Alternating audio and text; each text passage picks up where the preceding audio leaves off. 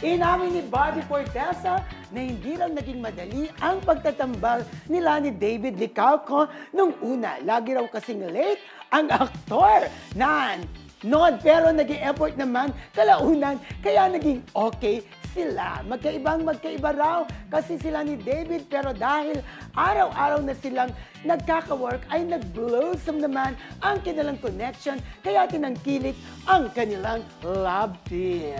Ayan. So medyo hindi okay sa kanya nung una kasi di ba pinaka-hate ng mga professional na artista talaga yung laging nalilate. True.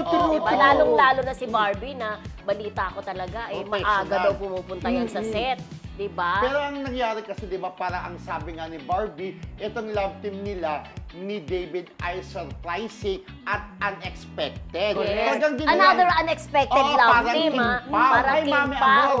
Diba? Parang Snorri. Yan ang mga unexpected love team, eh. Correct, na parang hindi niya akala na ito magiging ka-love team ko, diba, na hindi niya inaasahan. Pero yun nga, siya yung nag-build ng friendship sa kanilang dalawa. Kumbaga siya yung nag-reach out para maging okay silang dalawa ni David. Para may connection talaga sila, may friendship na mabuo. Gumawa siya talaga ng paraan. Itong si itong si Barbie.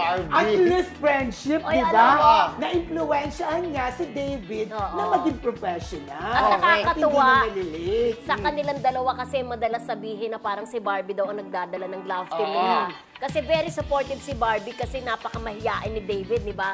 Nung press con nga, nung nandun tayo, nung in-interview natin sila, mapapansin mo talaga na pagka nahirap na si David magsalita, lalo na yung tungkol dun sa non-showbiz girlfriend niya, biglang sinasalo ni Barbie. Kasi diba? Pero yun nga, congratulations po dahil kanilang pelikula launching ng kanilang love team sa movie That Thing Called Tadhana, hindi. Yung may love. That kind of love pa yan. Ay kasalukuyang pinipilihan sa takila. Congratulations po sa lahat ng bumubo ng That Kind of Love.